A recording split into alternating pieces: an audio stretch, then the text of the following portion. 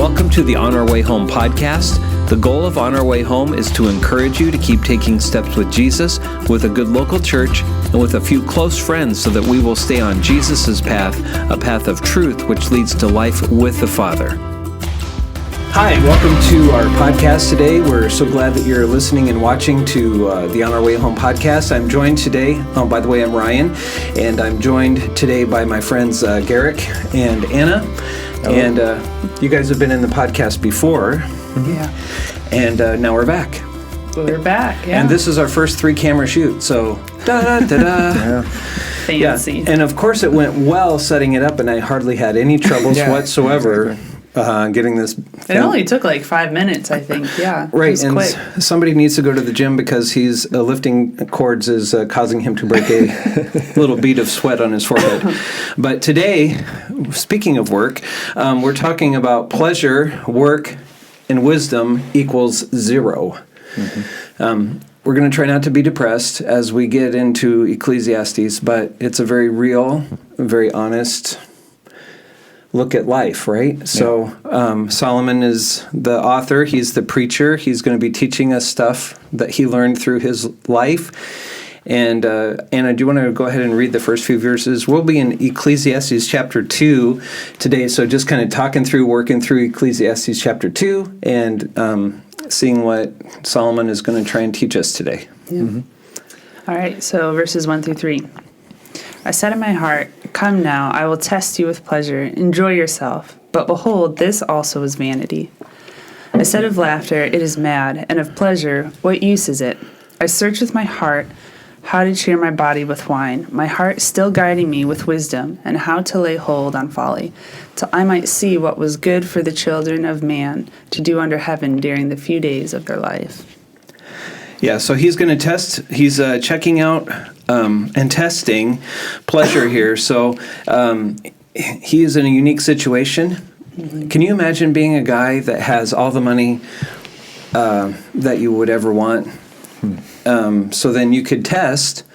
It's like, hey, I wonder if riding a pontoon boat that is, super charged up across Lake Michigan. I wonder what that would be like. Well, let's go do it. Buy the palm boat, or you can get one of those. What are those boats called that have those little? As you get going, it lifts up out of the water. Oh, catamaran. Hydrofoil. Oh, okay.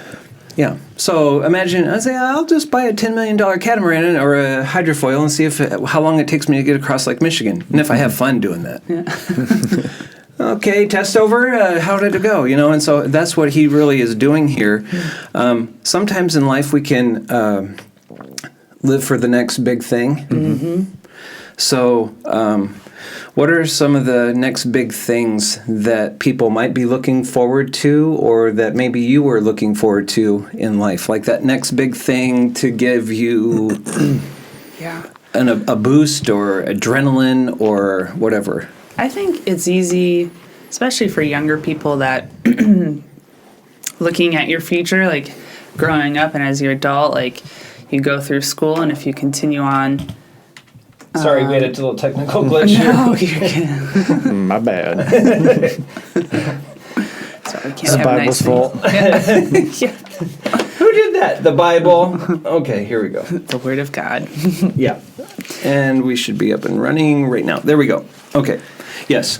Anyway, back to the big thing. Yeah. I think for myself, one big thing growing up was feeling like you finally arrived in some sense after going through any type of schooling or training. You make it to a job that you've been wanting for a while and you've been working towards. Yeah.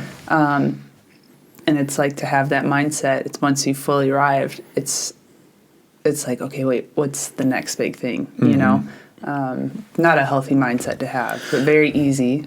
Right. Well, it's not bad to have a goal. No. And to pursue goals. But to make that like an all-consuming. Yeah. And then when you get to there, it's like, oh no, now what do I do? Mm-hmm. Or what's my next target? And, what's going to give me pleasure? Mm-hmm. Pleasure's not bad. Mm-mm. But if you're a slave to pleasure, that's a pretty bad thing. Yeah. So what are some things that you were looking forward to in life, Garrick, that you thought would be, it was something that you look forward to or achieving or? Yeah. I read this last night, and I was thinking, man, questions like this make me realize I'm kind of a boring person. But I had coffee in my mouth. It almost shot out my nose. Fortunately, it did not. Although that would have been good. that would have been good for me. Good Yeah, tip. Yeah, hey. because we're now recording it, so the video. Yeah, so... I kind of went way back, like thinking when I was a little kid, and if I had this idea of this toy that I wanted to buy, and I'd just be like kind of obsessing over it, and be like, the next time I go to town, I finally got enough money to save it up. I'm gonna buy this toy. I can't wait to get this toy and play with it. Or whether it's Christmas or whatever, and you finally get it, and it's like the hype was like way too much for the actual thing, and now it's kind of like, well, I got it. Oh, That's man. cool. Like, Yeah. I wish I hadn't looked forward to it so much. I probably could enjoy it more now. Right. Yeah, so over-promising and under-delivering, I think that's like marketing in the... Now, it's good to market. We were talking about marketing, getting the word out about if you have a good product and it can help people, that's not a bad thing to have. You have a business, you want people to know, hey, I do great work, I do it on a timely fashion, I'll give you a fair price, and then... you will be satisfied with the end project, end product. So it's not bad to have, marketing, but then sometimes you some things are over-marketed, and it's like, I think for me, it was my driver's license. I couldn't wait to get my driver's license when I was in Iowa, where I'm from. They allow 14-year-olds to get a learner's permit. Yeah. So you're on the road at 14. Wow. Which is a little scary on this side of young. this. Yeah. So I don't know what's a 14-year-old? So fifth grader would be 10, right? So 6, 14 7. is going into... Freshman? Yeah. Okay, so you're freshman. Wow. Yeah. I couldn't get my locker open, and yet now I'm trying to drive a car. It's like you just learned about deodorant at that time in life, too. And it's like, Oh, is that what this is for? Yeah. Let let me get behind the wheel now. Yeah, those stinky junior high moments that we all loved so well. But yeah, I think that, so I was looking to drive, and then when I got to drive, coming home from the Department of Motor Vehicles in Iowa, my mom was with me, and I made it from the place to mostly home, but then my mom said, you're riding the brake a little too much, and so she said, pull over. So I couldn't take it anymore. Like, I want to get there today. I was right. I don't know. The brakes there's smoke coming out of the brake pads. That wasn't happening. I just embellished, but all that to say is that it was like, and then you drive and you drive and you drive, and then you take a long trip. It's like, oh man, I hate driving. Yeah, it becomes a chore. Right. Yeah. So what you looked forward to then becomes this thing that's like, Yeah. I wonder if there's something else in life. Yeah. I wonder what this isn't doing it for me. And it can be anything. It could be a relationship. It could be a job. Yeah. It could be having kids. I'm just feeling unfulfilled. And it's like, man, if I only had kids, then I would feel the pleasure factor. I have these little things that look a little bit like me, and I would feel really great. And it's like, oh man, these are so much work. Yeah. And so I think that what is it about life in general that could tend to do that? To make you go, oh yeah, look at this, and then, oh wow, is that all? So what is it about life that does that? That kind of provides that letdown. Well, I mean, I guess the first thing that pops into my mind is the fact that sin exists. Yeah. Things that were created to be beautiful and glorifying to the Lord are all affected by sin. And so I think it's easy sometimes because of that to, there's that letdown that comes from that. As you were just saying that, I was just thinking, I think that you spurred a thought there that even our search for pleasure is negatively impacted by sin. So everything in its proper place, in its proper order. So I think, children are great, but what's God's purpose for children? Yeah. Right? So God's purpose for children is that they would be taught to fear and walk in the ways of the Lord, believing in Jesus as soon as possible, hopefully. Yeah. Becoming a believer, trusting in Christ, and then mom and dad teach them, train them, disciple them. That's the purpose for children. So I think everything goes askew when we insert I want a kid everyone to be looking at me and bragging that, oh, wow, Ryan is a great parent. And it's like, that's the wrong reason to have a child. Yeah. It's the wrong reason to have a job. It's the wrong reason. And so if it's more self-focused, it's like this equals zero. But if it's more Godward focused, it could be a plus, Yeah. So Solomon was going to test pleasure and work and wisdom to find out if there is any truly lasting good. This is the thing. Things just don't last. I had an engine light come on in my car this morning. So I set up an appointment for Tuesday at one of our local places to check out what's wrong with my engine light. Is it a sensor? Is it worse than a sensor? I just did some work on it, so I learned how to Bondo it, and so Michigan rust, But it's like you fix it and then you wait for the next thing to break down. And it's like, oh man, that's yeah. And you have some trucks and stuff. I mean, it's nice when they work. Yeah. It's awful when they don't. Often feels like fix one thing, do it, break. So yeah. And so I think Solomon's testing things to see what value or worth they might be. So what have you tested to see the value of it? I mean, I just first thing that came to my mind when I read the question was, whenever you go to purchase something, especially like a big thing, like a house or a vehicle or something, you go and you walk through it and you test drive it, you look it over, you're testing it to see if it's worth its value, or if you're, am I paying way more than what this thing is actually worth, way more than what it needs to do.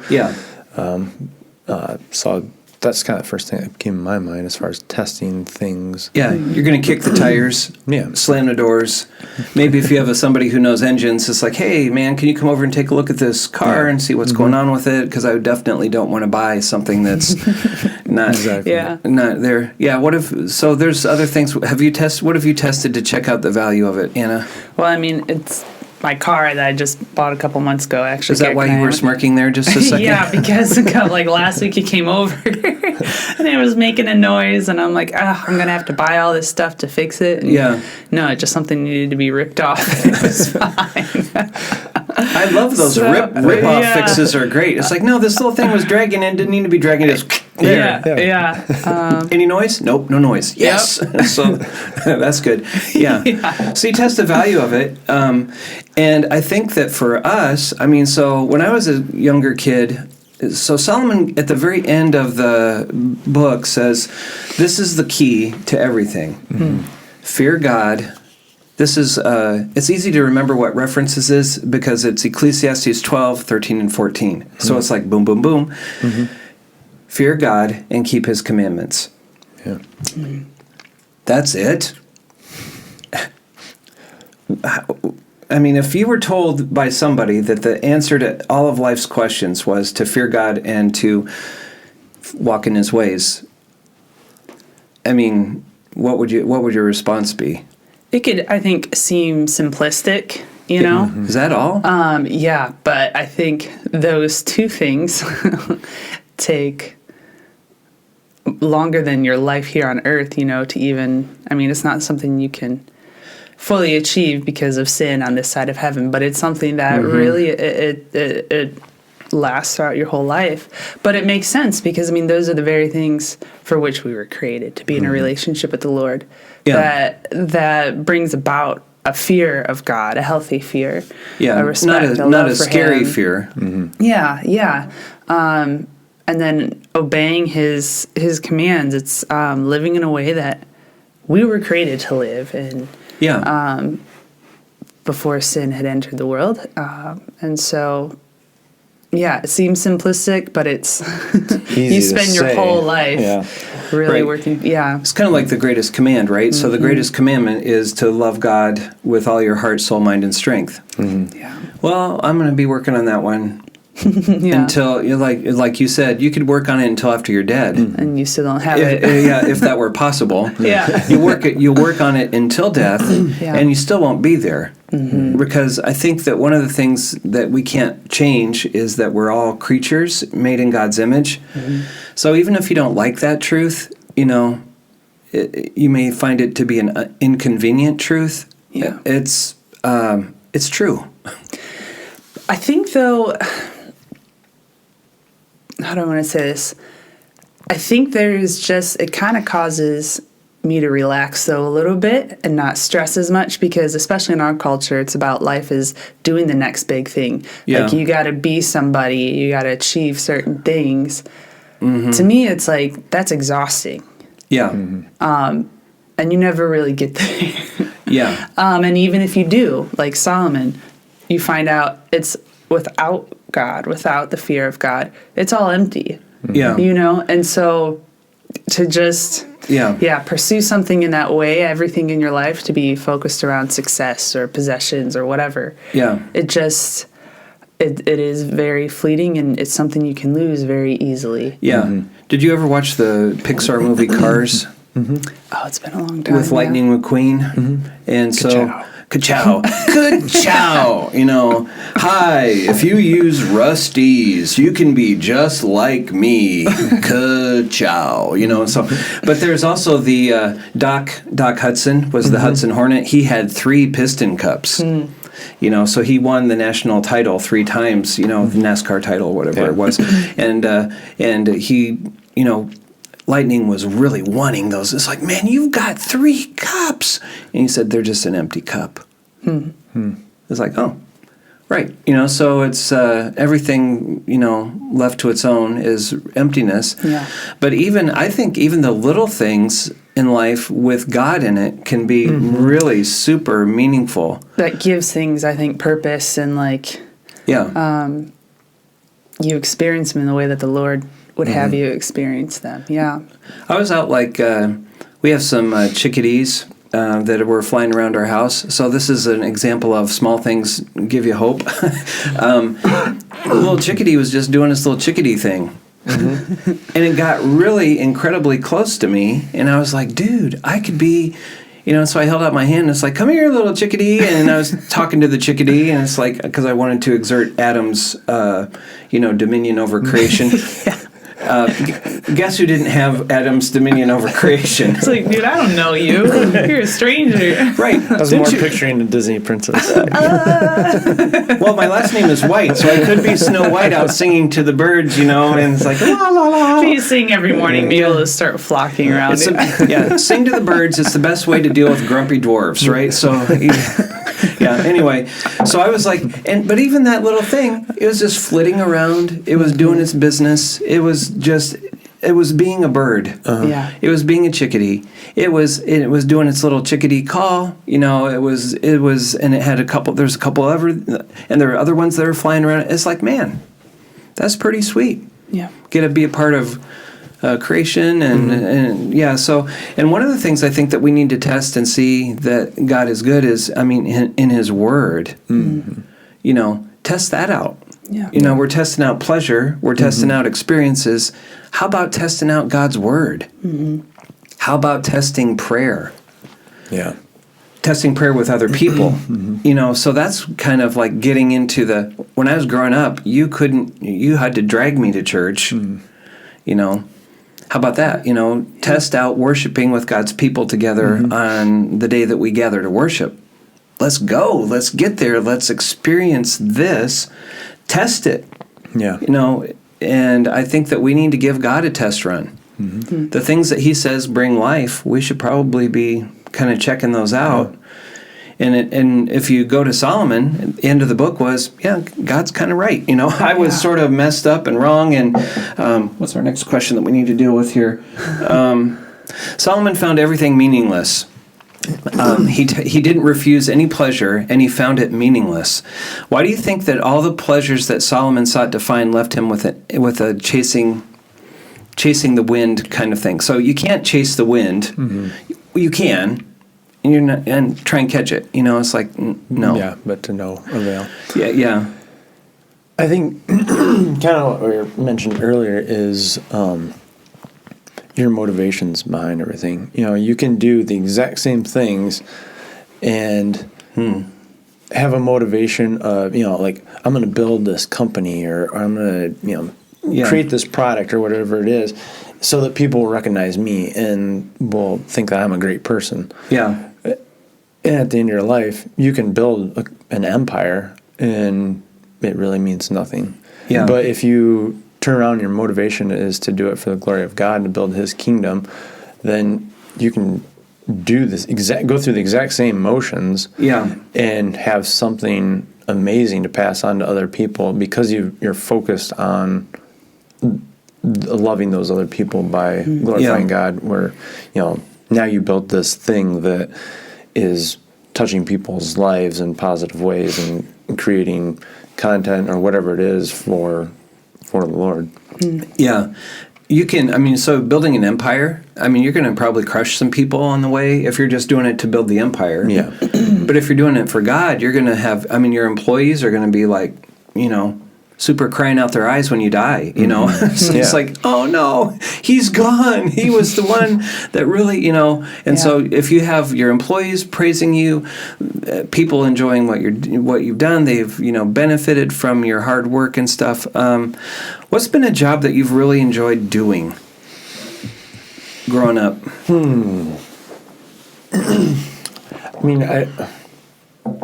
I think of like just certain jobs that turned out really well. Yeah. I like the way they look when they're done. It's like, that's a sense of satisfaction. Yeah. It's you go back to the job and it's good. like, oh man, I did, that was a hard job. Mm-hmm. Had to work a lot, but that's really nice. Mm-hmm. Yeah. Mm-hmm. Where it's held up well, Yeah. Still enduring. Yeah. Mm-hmm. Yeah. What about you, Anna? What's a job that I really enjoy doing? Yeah. This sounds silly, but I think the jobs that I've had throughout my life, I've been very fortunate. I've enjoyed most of them, honestly. Yeah. Because they've all been different. Yeah. And so have been challenging in different ways.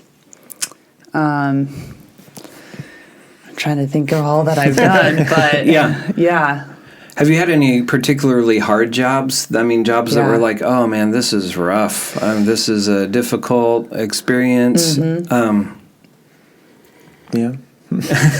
Yeah, I had we don't want to talk negatively of our past employers right now, but I think there's certain jobs that present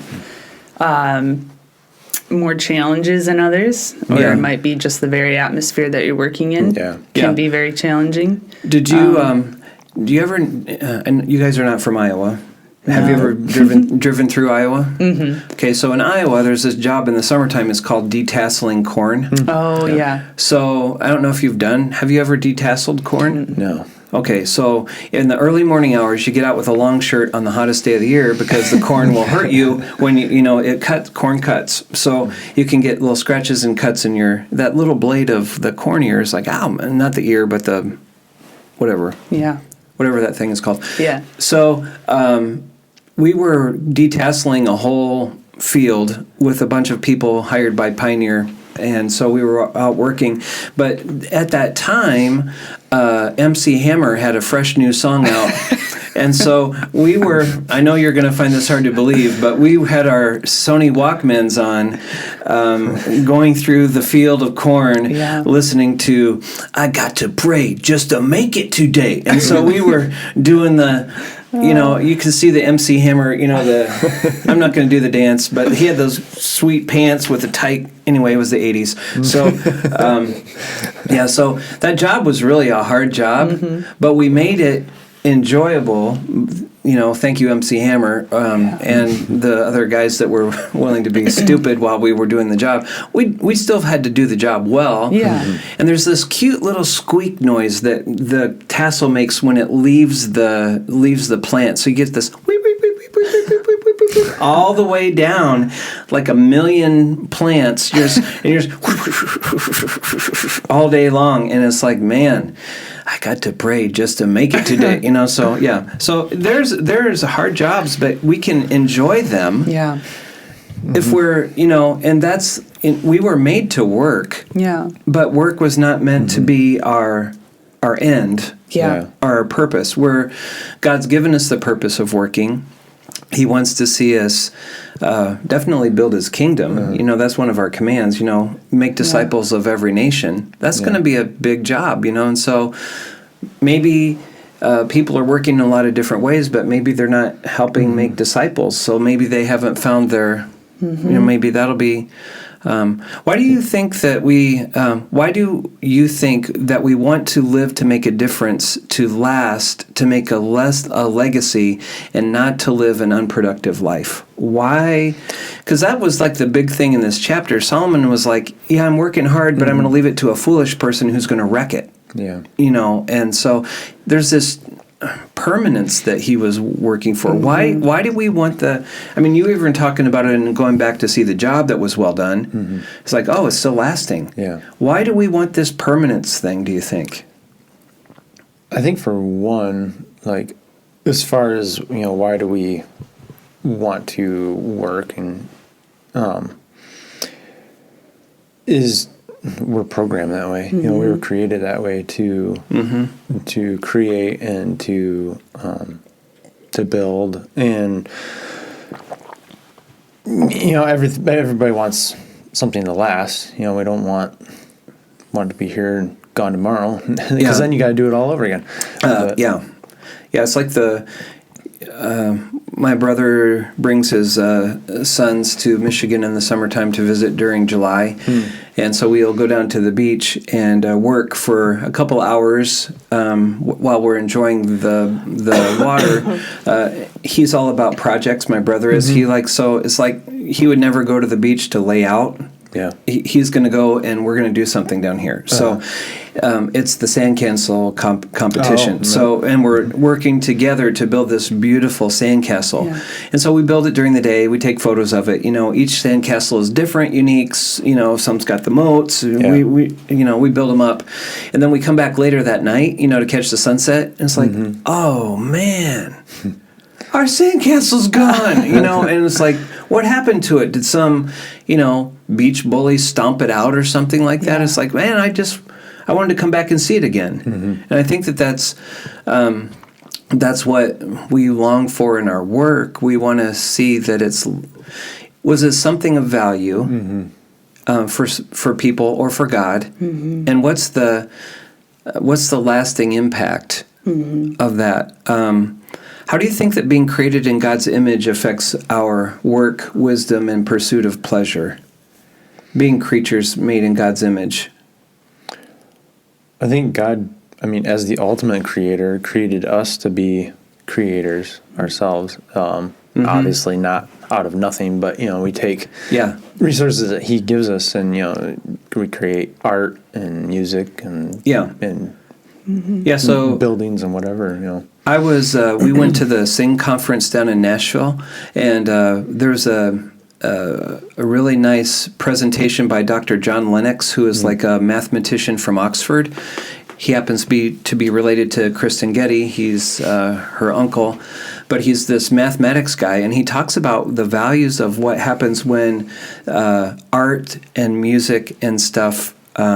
What that does to the brain. So a lot of times I think we focus on work as in, nuts and bolts and things, and there's nothing wrong with that. But, if you're involved in the arts and painting and weaving, they had some funky weaving going on that was pretty cool. Yeah. So anything that you produce, it can be for the glory of God, and it can be to benefit people. We sang one hymn when we were down there, and I cannot listen to that hymn without bawling my eyes out. It was the hymn that Queen Elizabeth II used in her coronation back in 1953. It's like, all people on the earth do dwell. I never had heard it before, but this thing, it was, so you had choir on both sides of the stage. You had 7,200 people in the congregation in this room in this hotel, and then you had the brass, and you had the strings, and you had the everything. Yeah. And I mean, it just I've listened to it the last couple days, and it's like I try and sing my bass part, blah blah blah, and I just start sniffling because I can't. It's just overwhelmingly. It's almost like you play that song, and then you feel like Jesus Christ is going to walk into the room with the crown and the glory, and it's like, and that song takes me to somewhere that I'm not on this earth. Mm-hmm. It takes me to heaven. It takes me to pray, and it's like, wow. Just a few little strings, just a little brass dealio, But so I think that it's so easy to be down and discouraged and depressed in life, especially now, post-COVID and everything. And it's like this world is messy and nasty. And people, I think, it's so easy to be discouraged, like Solomon. Foolishness, vanity. It's all it's going in the trash heap. Except if you fear God and keep His commands. So I want to encourage everybody. I mean, what would you say to people who are discouraged, looking for meaning? Life isn't going to be perfect here, so we can't look for perfection. But what would be some steps that you would say, hey, if you're down, if you're looking for meaning, if you're looking for purpose, what would you encourage people to do? A couple steps or one step? Well, I'm not sure of steps just yet because I haven't thought it out. But I think one thing that is encouraging for myself is, it's overwhelming to look at our world and the way that sin has just left nothing untouched. And it's even more discouraged to see our role in that every day of having that sinful nature. But I think encouragement comes and hope comes from the fact that despite all that, God still sees creation, especially human beings, as worth sending His Son, right? He sees it all as worth restoring and redeeming, something that we'll never fully be able to understand. Because I think if we let ourselves, we see more and more just how much sin is within us and in the world, and you never run out of material to understand that. But it's the fact that God still finds worth in redeeming it all and restoring it to what He originally intended it to be and what our relationship is supposed to be with Him. I think there's hope in that. And I guess as far as like a step, encouraging people to go to church, it's a hard thing to just say, like, to just decide to go if you don't want to go. But those are people who are committed to Christ and live in the reality of the hope that God does restore lives. He is transforming people's lives, and that's something that we live in, something that we want to be a part of, that God allows us to be a part of. And outside of that, there's nothing else that brings hope in this world. Other religions might, but it might seem like they do, but they don't, because you don't have a God like Christ. There's no other deity out there that is. I was talking to a guy recently that my son bumped into on the beach, and so he's kind of a new age, eclectic. He believes that we are all God, and yet there was this kind of undercurrent of works within. So he said, if you're a good person, you'll bring good things. If you're a bad person, you'll bring bad things into your life. So there's, and it's like, well, that sounds like works. What if I'm doing something bad, I can expect to have bad done to me. And it's like, I asked him, so how do you work what do you do with sin? How do you, you can say that people are gods, but that still doesn't remove, gods don't sin. They shouldn't. And so there's sin in this world. If everyone is a god, where's this, why are we murdering each other at an alarming rate? It's... And Yahweh, God, He's unlike any other God in that... He sent His Son, so He took on the very humanity. State of humanity, and was the one to serve as an atonement, as a sacrifice for Right. everyone's sin. What other God does that? Yeah. And what other, I mean, these other gods are just, they're always mean, I guess, to put it simply, Yeah. There's no grace and there's no Yeah. love. Mm-hmm. I think going back to like the steps of what I would encourage someone to do. Yeah. Yeah, it's easy to become discouraged when you're in just the mundane everyday, doing the same thing, especially if it's for yourself. Yeah. Mm-hmm. I guess I would encourage someone to expand your focus a little bit to what is God's priorities? What are you working for? What are you actually striving for? Are you striving to build something for the Lord, or are you striving just to put money in your account and food on your table? Yeah. And then also like a way that you like you'd mentioned, going to church, but the way to expand on that is, okay, so I'm going to shift my focus from myself to the Lord's priorities. How do I do that? Well, one, get into the Word and figure out what His priorities actually are, and then, like you said, surround yourself with people that have that same priority. Right. It's so easy to wander. Oh yeah. So that's why I think we need other people. Definitely. And so that was one of the things that we talked about in the book Rediscover Church, is the importance of meeting together as God's people. We really do need to meet together. Yeah. So, and we need to not only just meet together to worship God, but then we need to have relationships outside of our meeting times where we can text, where we can talk, where we can pray for each other. Yeah. My wife Carrie was talking with a friend today on the phone about some stuff, and it's like, we live far away, but that connection is really needed. Yeah. It's not necessarily all super, super important. I mean, but just someone texting you or calling you and just checking in on you to see how you're doing. Yeah. I mean, that could be a total boost for your day. You could be like, oh, things are rough and I'm on my own and, and does God really make any sense? And, this is really tough. And then someone calls and said, yeah, I was just thinking about you and this is a verse that God gave me to give to you. It's like, oh, wow. There's, when you're tuned into God, if you want to, like you were saying, Garrick, I think that makes a super huge difference. So it's not like I'm trying to lead myself today. Yeah. It's like I'm wanting God to lead me today. Well, it's like, just popped in my head, like growing a garden, working the ground, planting the seeds, especially weeding, can all seem very mundane. And it's like, if that's the task that you're just focused on is like, I just got to pull weeds. Then there's not a lot of joy in it. Excuse me. But if you have that vision or that purpose of the fruit at the end of harvest, then it's like, man, okay, I'm pulling these weeds so that this can come about. Right. Yeah. I think that's huge. We had a nice garden this year, so I was like 100% in on your little.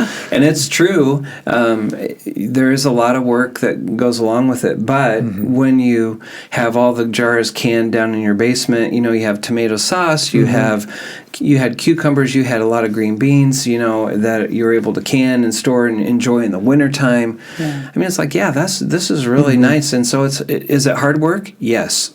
Yeah. Is it kind of strip your gears out a little bit? Maybe, yes. Do you want to do it? Not always. But there's that, and I think that's what living your life for God is all about. This life might be hard, but there's purpose even in the everyday part of it, and just looking for those little God signs. I think we did that for VBS. It's like God sightings. It's like, where did you see God at work today? With your little group of kids that you're working with.